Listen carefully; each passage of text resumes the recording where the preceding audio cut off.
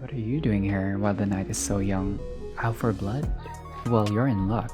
This place offers both the body and the blood. Okay, so she's not the real Katherine Weis? She laughs. So, hello everyone, welcome back for another episode of Vampire Masquerade Shadows of New York. So for tonight's episode, it's night 8. Hello to anyone who's new here, my name is Chaddy Boo. I usually play FPS games or shooter games, and I kind of want to try other genres of games honestly, and Vampire Masquerade was the one that caught my eye recently, so I'm kind of playing their visual novel games for now. If you haven't watched my playthrough with Coteries of New York, I'll be linking any related videos on the description or on the cards just about this video. So without further ado, let's start this game. For me, it always starts with an image. Oh. An image which might be vaguely eerie or interesting, but usually not an image that would provoke particularly strong feelings by itself. Usually, it hides a mystery. That much is correct. But that mystery doesn't exist without a text, or more specifically, a context. Context is everything. One way or another, you need to process what you're looking at. Maybe that context will be something you've heard or overheard. Maybe. Although it's quite rare and pretty special, it will be your very own creative, captivating, complete interpretation. A ghost of an idea. Is this a half-forgotten memory of something unspeakably beautiful I will never ever see again? Just a scene from a movie? A fragment of a music video? An animation? Or maybe this is really the last thing Callahan ever saw in his sunlight. Warm sunbeams caressing his skin and turning into ash. A giant ball of fire engulfing his body in flame from 93 million miles away. Was he terrified? Was he grateful? There's no will, no suicide note, no nothing. Instead, we can only count on what the local historians will write, presumably letting their biases shape the narrative one way or another. What am I looking at here? A horrible, laughable hall of mirrors? A creep whom I never ever want to see again? A vampire much more despicable than myself? Or maybe someone who loved taking care of me and deserved to be cared in return?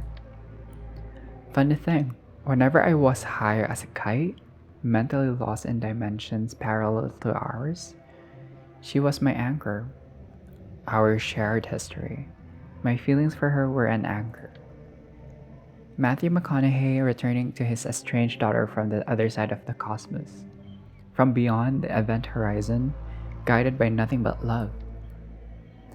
Then, whenever I got back to planet Earth, for a week or two, I was haunted by a memory of that affection. I was the best possible version of myself toward her. But that haunting always refused to transfigure into something real. What gradually took its place were angry, disappointed thoughts. And among them, one thought that I was always trying to suppress. I need someone who'd know to raise me up, spiritually. But all I have is a sycophant who's always working her ass off to lift me up without understanding what I need. It's hurting us both. Having these words pop up in my head hurt me because they had a ring of truth to them. But also because I knew there must be another narrative, a better narrative. I was just too stupid to find it. Story of my life, story of my unlife.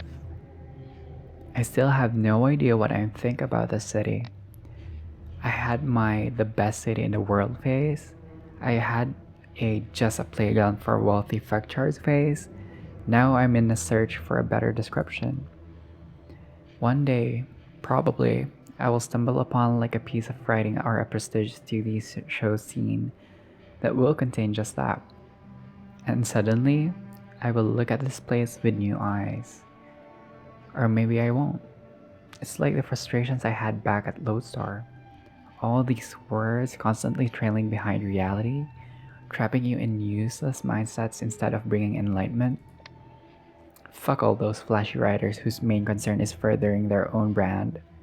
Douchebags who present you with limited, pathetic, depressing realities where they are kings. Fuck them all to hell. We need words that will paint a brighter future before our eyes. But what if that can't be done without reinterpreting the past first? What if we haven't even defined the ills and threats correctly? Once again, my thoughts return to the same visual that has been tormenting me for almost every waking moment of this past week. A senseless demise devoid of any context. A crime scene stripped of evidence. An image created by an unknown artist, designed to leave you dumbfounded. The investigation is over. All the possible avenues explored. All the non-testimonies are in. No concrete evidence found. The play is almost complete. The actors ready to leave the stage. It is what it is. It is what it is. I failed as a detective, maybe through no fault of my own, but again, it is what it is. This case, this scene, this picture never needed an investigator. From what I understand, all the people in charge ever wanted was a talented writer. What if? A ghost of an idea. When I wake up, Dakota is still not here. I don't know how to feel about that, so I just don't. Kadir hasn't left any messages by the door. Still that mad, huh? He probably appealed to the court to take me off the case, and if half of the garbage Kaiser was spouting is correct, he shouldn't have much trouble convincing everyone. I look in the mirror and stare at my warped non-reflection. This place is upsetting. You need a change of scenery, girl. The depressing streets of a locked-down New York City will do. I think of God. Maybe that's why I half-consciously pick the cathedral as my destination.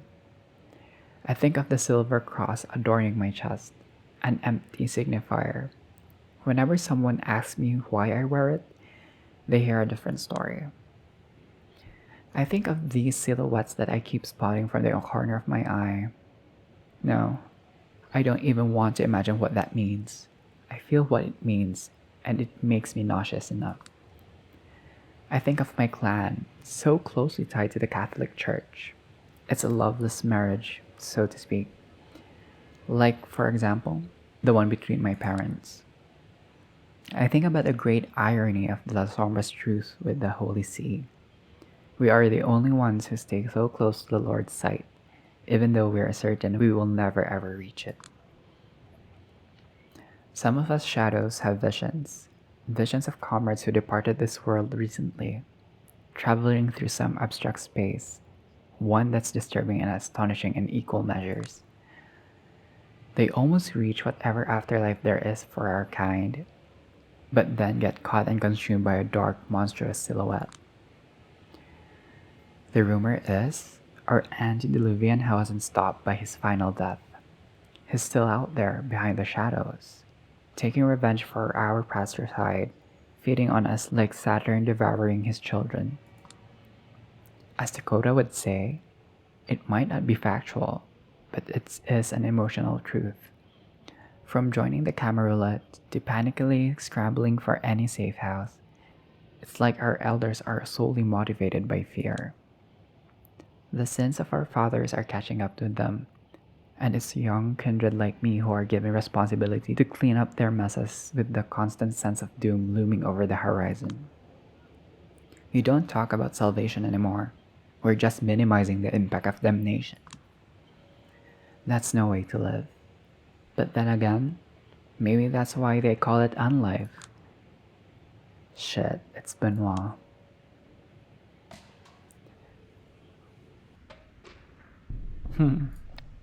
Okay. What are you doing here while the night is so young? Out for blood? Well, you're in luck. This place offers both the body and the blood. Okay. If missionaries learned their methods from pickup artists, they would all be like this guy.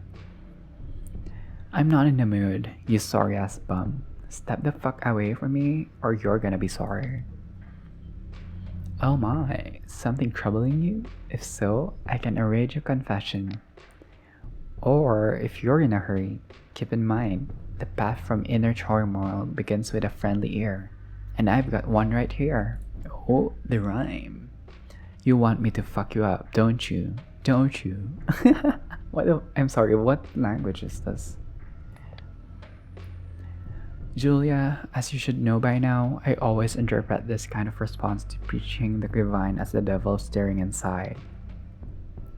Is that what it is, Julia? The liar and the father of lies got a hold on your soul? If so, give me a signal, even the smallest one. I'll do my best to spot it. Something swells up inside my chest. I recognize the feeling.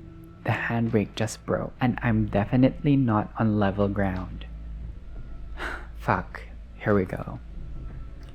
Listen, I've had enough, alright? Enough. Enough of your sanctimonious attitude, enough of your brazen lack of basic empathy, enough of your dumb, ugly fucking mug. You're a fucking singularity of stupidity, tastelessness, and cringe. I've met all sorts of horrible shitheads and asshats this week, and somehow, none of them got under my skin the way you do, you motherfucker. Like a goddamn Jehovah's Witness going from door to door, except you're always knocking on my fucking skull, going, hey, do you know God exists? Have you heard that God exists? Like, hold on, hold it right there. When did I ever say that God exists? Oh? Did he not? Oh, you're just fucking with me. Well, he sounds serious at least. I'm actually speechless. I think there's been some sort of silly misunderstanding that desperately needs to be cleared up. I'm all ears. I feel like you must have ignored half of what I've been saying for you to reach these conclusions. That's very well possible, actually.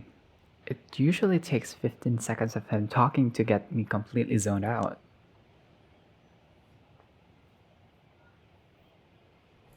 Okay. I love the Catholic imagery. I cherish the tradition and lore. I adore the practices, the intricacies of the theology, the messages contained in the Bible. Of course I do. Does that mean I believe that one day I will see the big dad in the sky? Forgive me, Lord, but I don't think so. Doesn't sound very likely, especially for a bloodthirsty creature of the night. So, what's this about? Fun imagery. Oh, okay. Motherfucker, you ain't Catholic. You're just a weirdo cosplayer. Oh?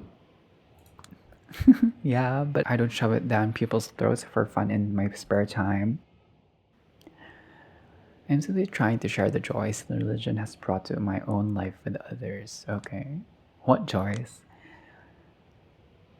When there's so many.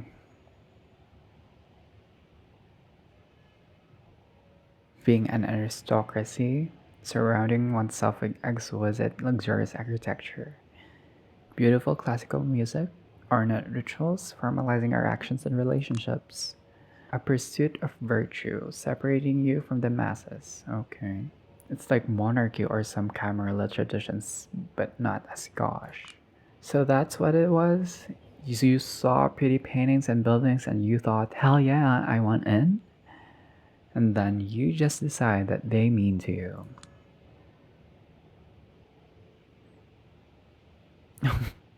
Okay, unbelievable.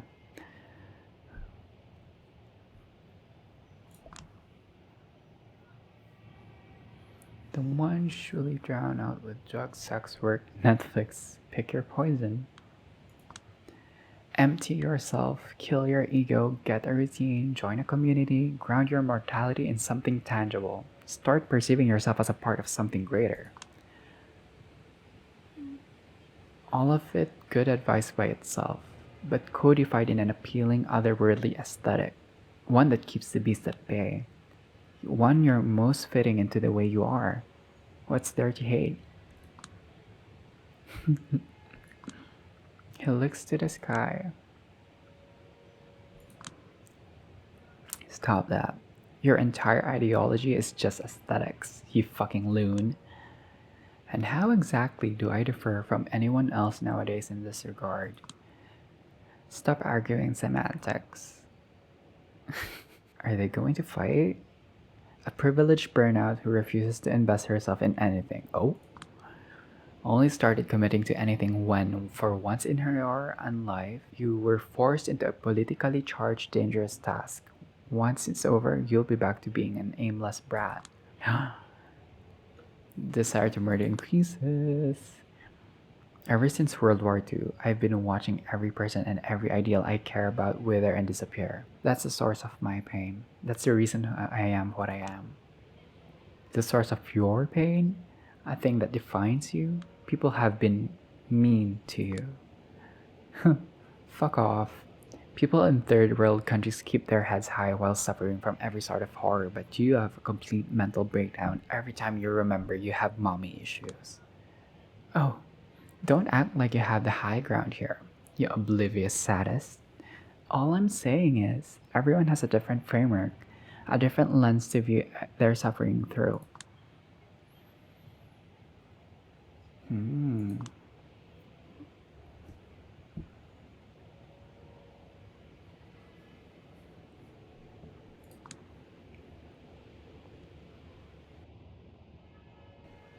Everyone wants something bigger than this. They want to escape from this drudgery. They want psychedelia, but permanent. They want to stare at God's face even if it doesn't exist. And you can show them how. Accept the cross you're wearing to your heart, Julia. Creepy fucker.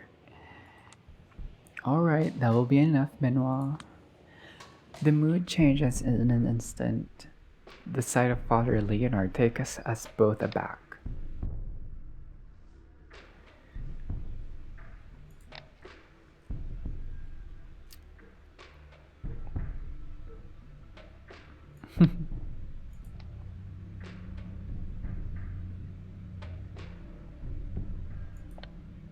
Right now, Benoit Segal is displaying all the confidence of a scolded teacher's favorite.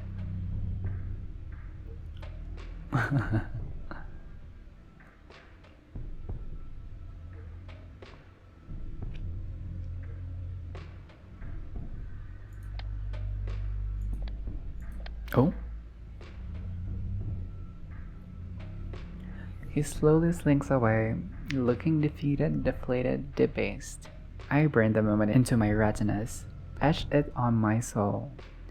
Kind of hoping I'll never have to see him again, and this is how I'll remember him. Father Leonard watches him closely until he disappears from sight, then turns to me. I always feel sorry for him. I keep hoping he might find some basic empathy through faith, but all I've done thus far is let him leave you at the end of your tether. Yeah, that's some faith he has. Are you okay with all the bullshit he's spouting?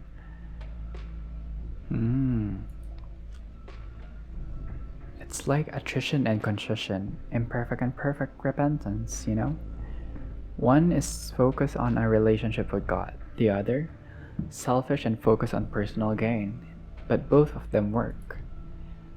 Yeah, but doesn't this strike you as completely missing the point? A bit, but purely secular takes on Christ's teachings are nothing new.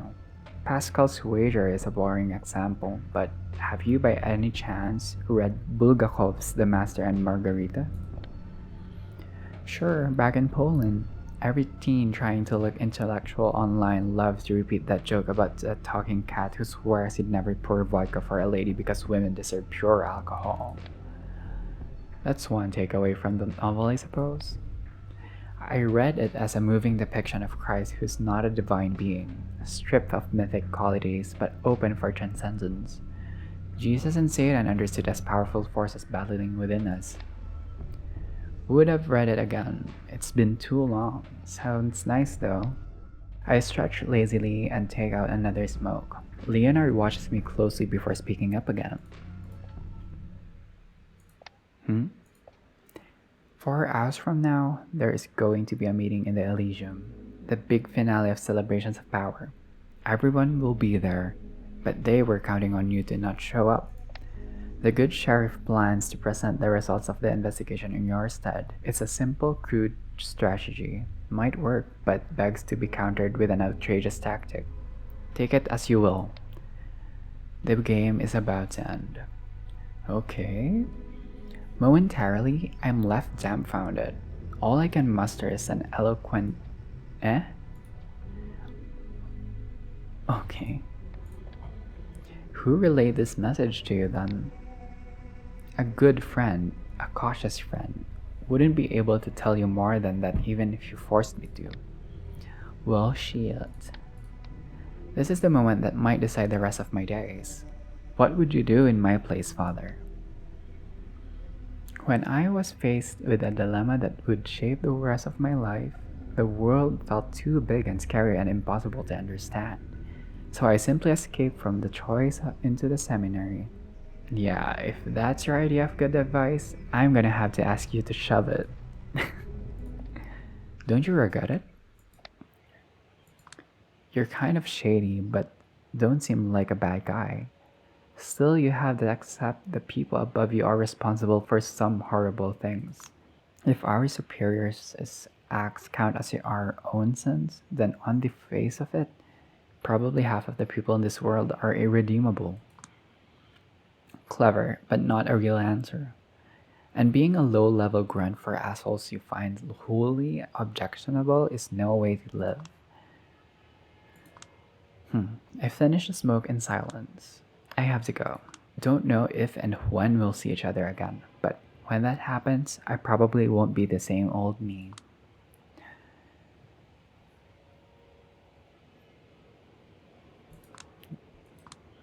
These are difficult times. My parishioners keep calling me.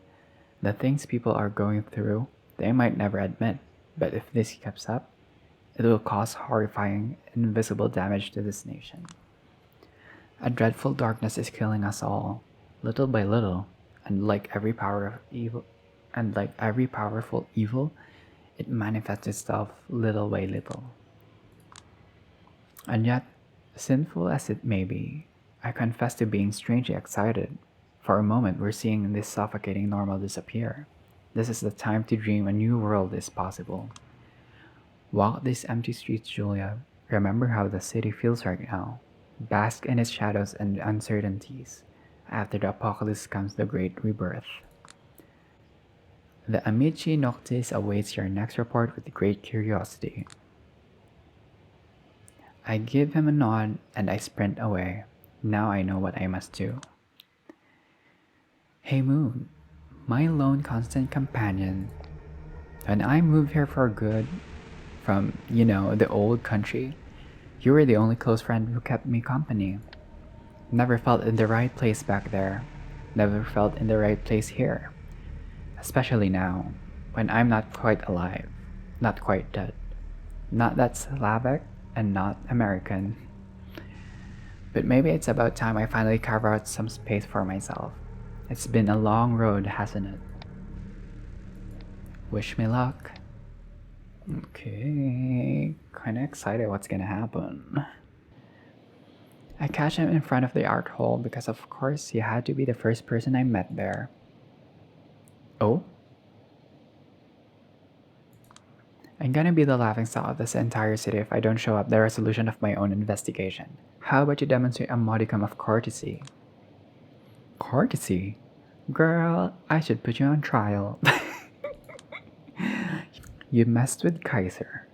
Beating him to a pulp like a random goon. He will do everything he can to destroy you from now on, and my bet is he'll succeed. Whatever will be, will be. For now, at the very least, I'd like to show the court I'm not a baby fledgling who can't see a task she was given to the end. You're making a huge mistake. How did you even learn this meeting is happening in the first place? Maybe I'm not as trash as an investigator as you thought I was. I never said, but you're showing it. That's not a fair assessment. I wanted to finish this whole mess myself for your own good. It would be nice if you ask what I think next time. I'm actually pissed off you tried to pull this off without me, but I'm not letting it show. counting on being able to guilt trip him into submission. His deep sigh of resignation proves that my tactic was successful. Okay, no tricks. But of course. We step into the maw of the gallery. The celebrations of power are almost over. Everyone is back to their usual respective styles again, looking wary of each other's company, trapped in their own little worlds. The art hall is nearly empty now, and Kadir is gently strong arming the last remaining nobodies into leaving the premises. Eventually, only me and a select few New York Camarilla VIPs remain. Huh.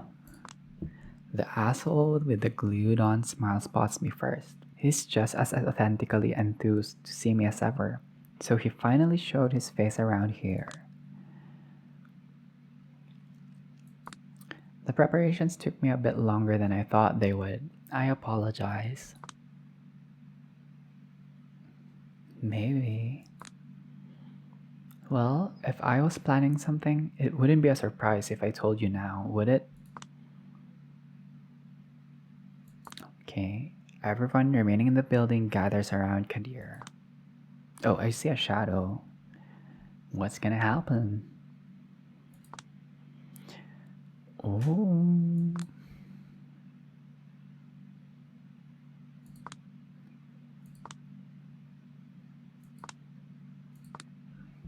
Before we begin, let me welcome an unusual guest to our fold. Oh, she gestures towards a corner, from behind which emerges a silhouette that would have never ever appeared here under normal circumstances. Torque is here? I was delegated here by my compatriots as an oversight authority. I am here to observe the results of the investigation. Nothing more, nothing less. This is a one-time occurrence meant to alleviate the tensions in the city, not a symbol of mutual recognition, not in the slightest. Okay, bitch. I peek at Addison's face to get a feel of how a hardline loyalist might grapple with this arrangement. His expression betrays no surprise, only at a slight discomfort. If even he is fine with it, the prince must have extremely convincing about the necessity of a temporary truce, or about some Machiavellian tactic she's got ready up her sleeve. Who knows?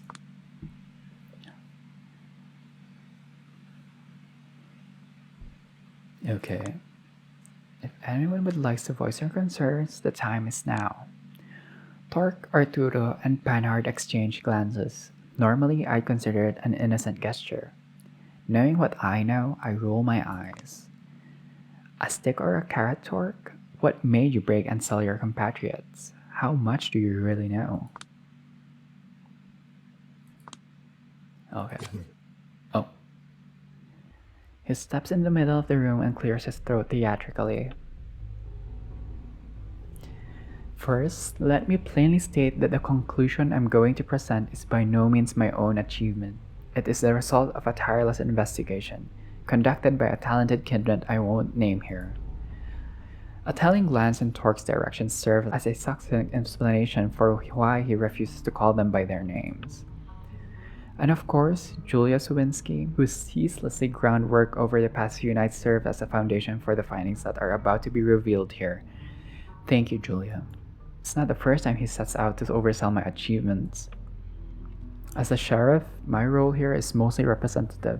I spent the last few days overseeing celebrations in Elysium, making sure no harm would befall anyone present. Luckily, none did.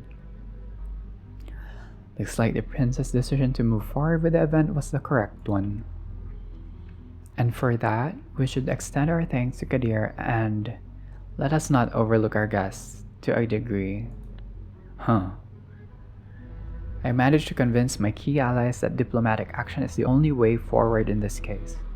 No matter how wrong-headed the enemy can be, we still need avenues to negotiate and communicate.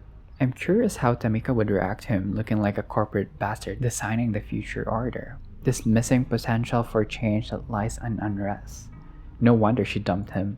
Spare us the empty pleasantries and let Kadir move on. I don't have all night for this. Douglas Boss Callahan's remains were found in his office by one of his schools first thing in the evening. The first candidate to confirm it was another anarch baron, Torque, present here. A mystery book author would refer to the circumstances of Callahan's death as a classic closed room mystery. The metal door, locked from the inside, served as the sole way in. There was no murder weapon, no useful testimonies, and evidence was, how do I put it, barely circumstantial at best. What was left for us was one hell of a puzzle, one where the answer could even approach using the tried and tested question, Cui bono? We were presented with a poorly timed power upheaval, a tense situation where a long-planned celebration was in danger. Suddenly, all of us were faced with an uncertain future. Everybody benefited, yet nobody did. No one was especially fond of Callahan, but it's not like anyone seemed particularly keen on removing him from the equation, especially at this time. For a moment, we were unsure this was the beginning of an offensive on the part of the Camarilla. We started wondering just how violent our retaliation should be. And as for us, we were momentarily convinced that the anarchs were plotting to blame us for their own internal power struggles. A tense situation, resolved only thanks to skillful and swift diplomacy. Dare I say yet another victory for our talented prince? Julia made sure to examine all the contacts Callahan might have had in these last days, in both sects. Her efforts were tireless, and only rarely misguided. He just had to spit out at least one biting remark, didn't he? Ah well, he's probably just covering his ass. But, as exhaustive as they might have been, they only served to muddle the possibilities, not explain them. Callahan had a lot of enemies, but they were the most infuriating kind of enemies that one can have. Folks who barely even thought of him anymore. In other words, no one really had a particular interest in getting rid of him, because they could always simply work their way around him. Just before the last Christmas, he even witnessed the first ever successful First Light raid against his extremely profitable blood trade supply lines. The lone ace up his sleeve, a downright shady ability to perfect maneuver around all SI activities, gone. Callahan's decline was apparent to all, and a domino effect made his empire slowly crumble. Up until recently, he'd done an admirable job keeping up with the times and getting away with murder. But suddenly, all of the prison spotlights were on him. The recent stories we hear about him all depict a depressed, downright manic recluse lashing out at everyone, struggling and utterly failing to fit into the new reality he found himself in.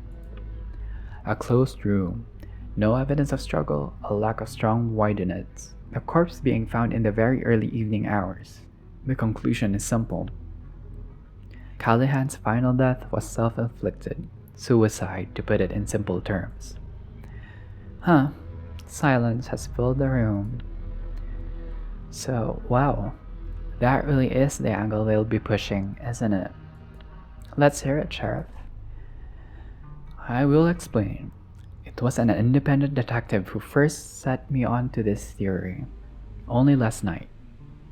There is no suicide note of any kind, of course, but the message our recently departed has sent might not have necessarily been a verbal one. The peculiar thing was the position of the body. It was like an arrow, pointing at us to notice something.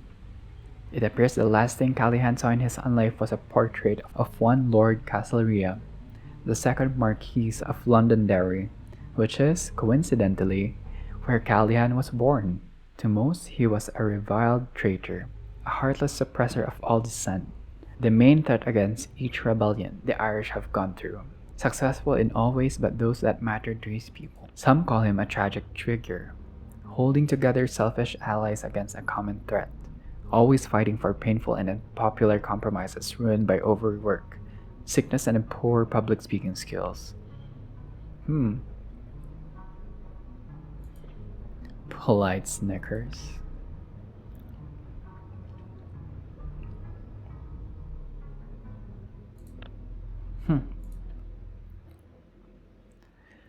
The assumption is, instead of stabbing himself to death with a knife or a pen, he decided to let the sun embrace him in its warmth.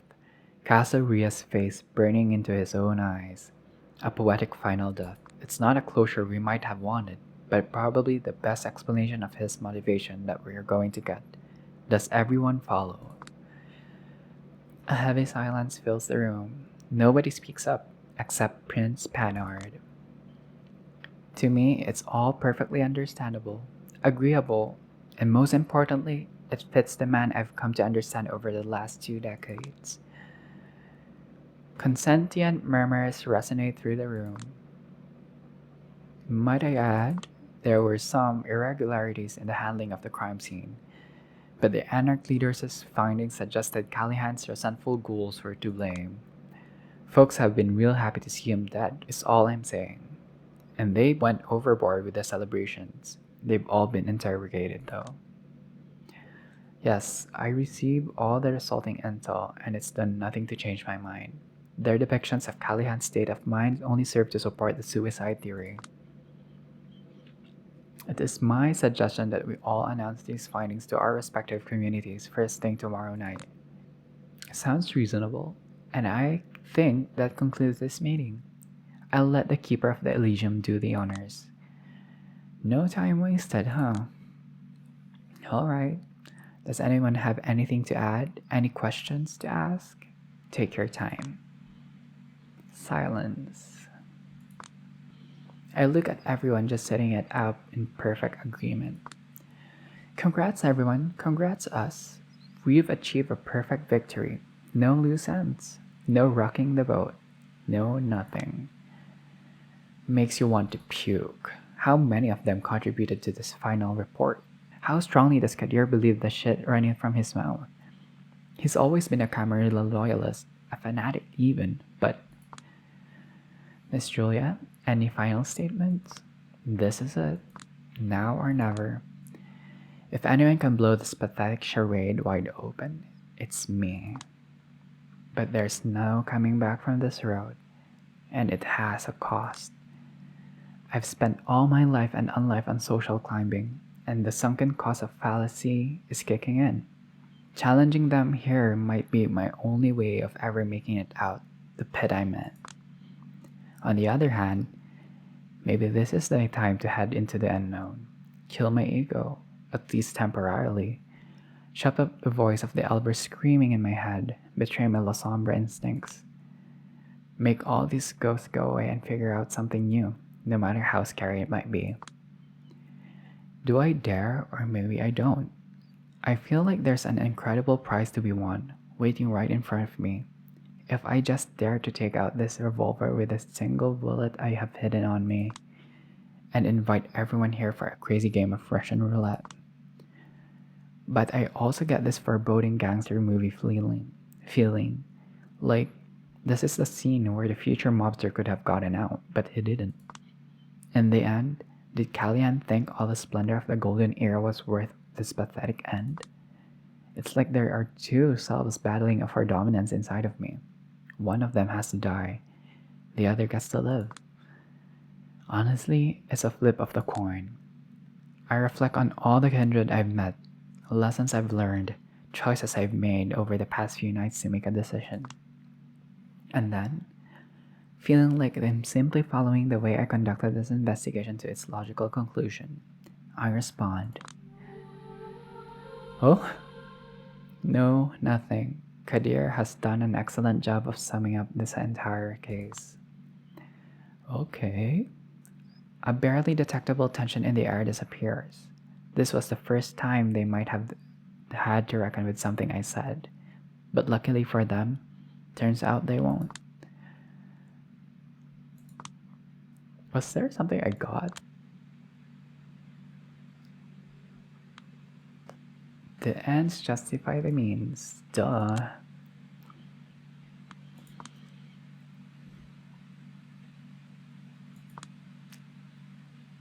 Okay. You can see it in some of their faces. Everyone is happy. Samira, will you escort Mr. Chork out? Me and Thomas will have to appease Mr. Payne for disrupting the sanctity of the Elysium. Okay.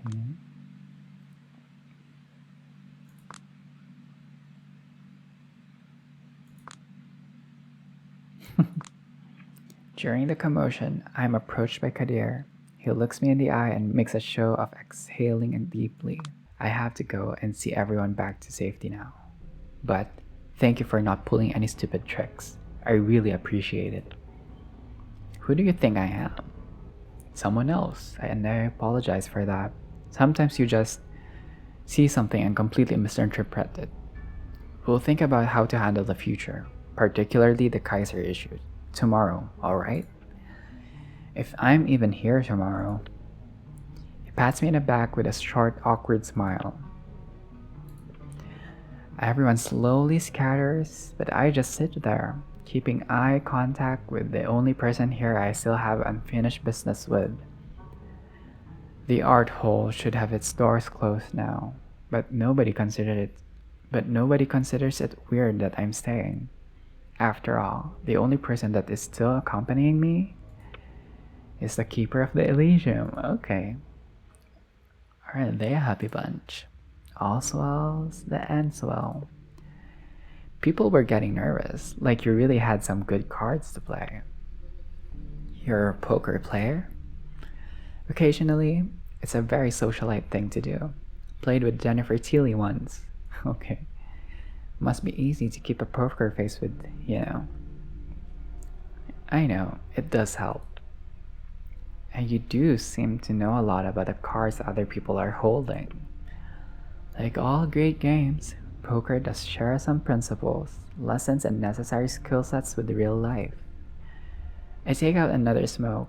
This conversation is bringing the tension back, like two fencers carefully looking for a hole in each other's defenses.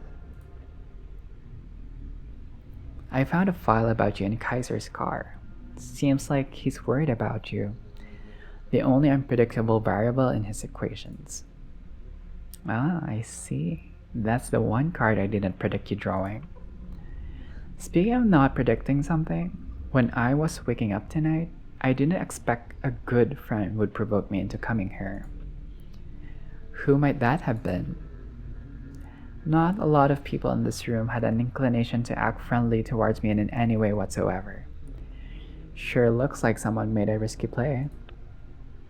Even great players make dangerous plays sometimes. You know why? No idea. Boredom. It's boredom that gets to you. Even when you love the game, there's always this fear that it might turn into a perfectly predictable series of optimal plays. Oh, time to make a play that might not seem optimal at the moment. A direct attack. You're not really Katherine Weis, are you? Ooh, okay. I didn't know who else I could be. What? Let me phrase it differently then. You're not Ekaterina de Weiss, the agitator of Prague, a Bruja elder causing turbulence all over the world, are you? So she's not the real Katherine Weis? She laughs. That file must have been pretty thorough. Kaiser knows what he's doing. That's why I'm afraid of what he might do to me to get revenge. Rightfully so. Maybe I'll help him out in exchange for a favor. Snuff out the La Sombra meddler, strike a partnership, promise to keep each other in check. If that was a joke, it wasn't very funny. And just so you know, I've made precautions. It was a bluff. Honestly, I expected more of a reaction. Kaiser's documents, did they mention anything about Ostrava? They say that's where you were born, as Hanna Urbanova was unlucky enough to immigrate to New York City at the perfect age, and with a pretty accent approximating that of Ekaterina. Honestly explains a lot. Kadir told me that Eileen once organized a blood hunt after Catherine, Ekaterina, that she was both a liability and too intertwined with the city's history to give up on her. This solution, you, were deemed the best possible compromise by all parties involved. The particulars aren't really described. It is theorized that blood magic was used. Maybe flesh crafting? Wait, there's this clan that does that, right? They have the fleshcraft ability. I do remember a few images. Her accomplices embrace, Christoph, the man who caught me, apologizing that the others broke my jaw, as if he wasn't to blame. Violent brainwashing. But what's done is done. I might not be a Katharina the Wise, but I'm definitely Katherine Weis now. I feel as good about the situation as I probably can. Okay. She's a brooding Batman, and you're the fun-loving Bruce Wayne? Oh, okay. So there's two of them? She's like a... Not really a proxy, but... So she's not the original Catherine. Zorro and Diego de la Vega? Something like that. A debutante who sleeps a lot and parties a lot, only has to do something unpleasant from time to time. Do you hate her? Sometimes. But I mostly pity her.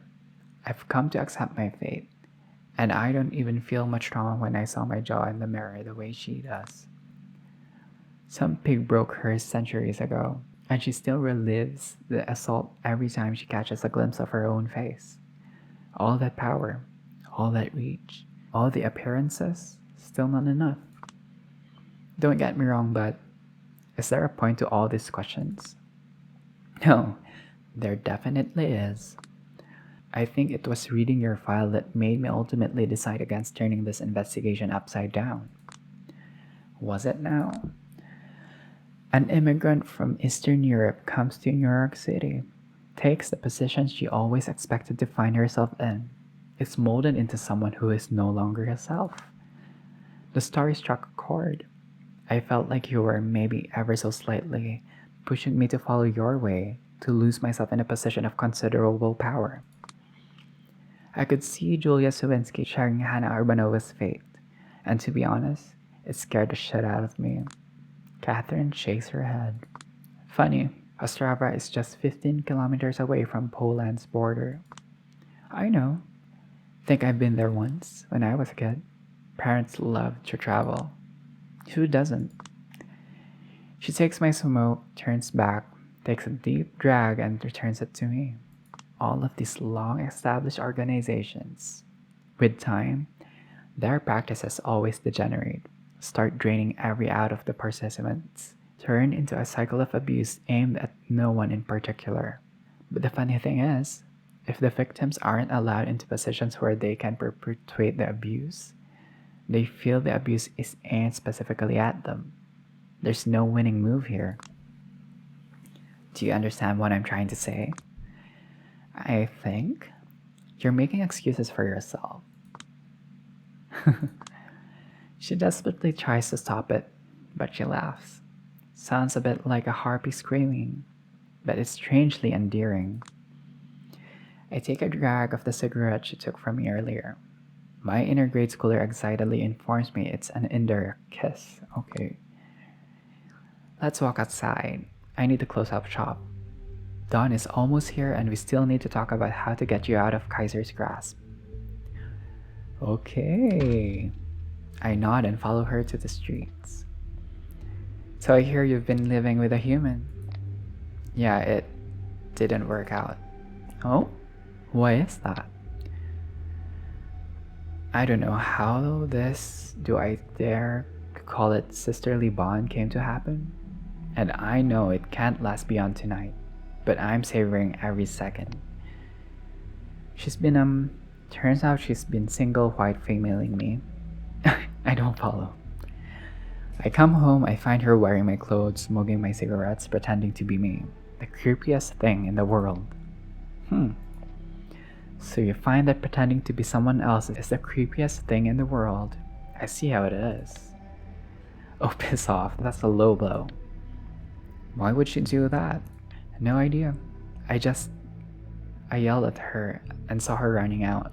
She's probably back home now. I hope. No, I don't. I don't know.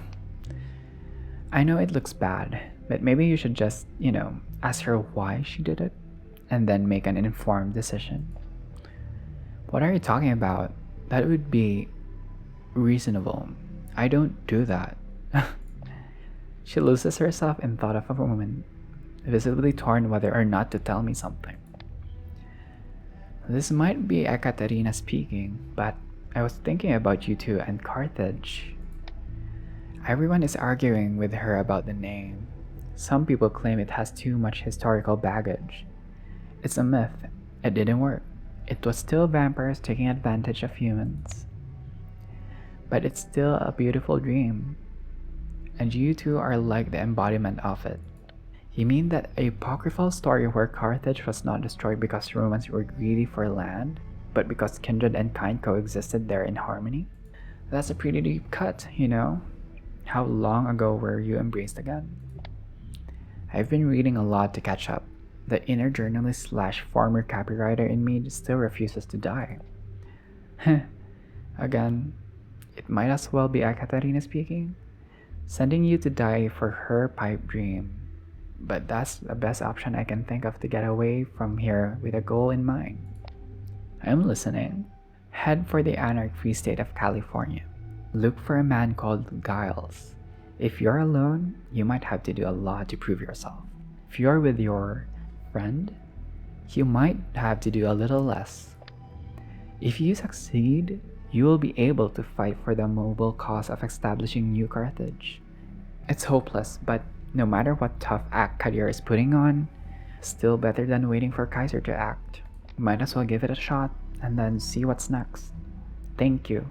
Don't thank me, idiot. I'm sending you to the West Coast to die, just so you're not here to blabber about me to Kaiser, and so that I can please my boss.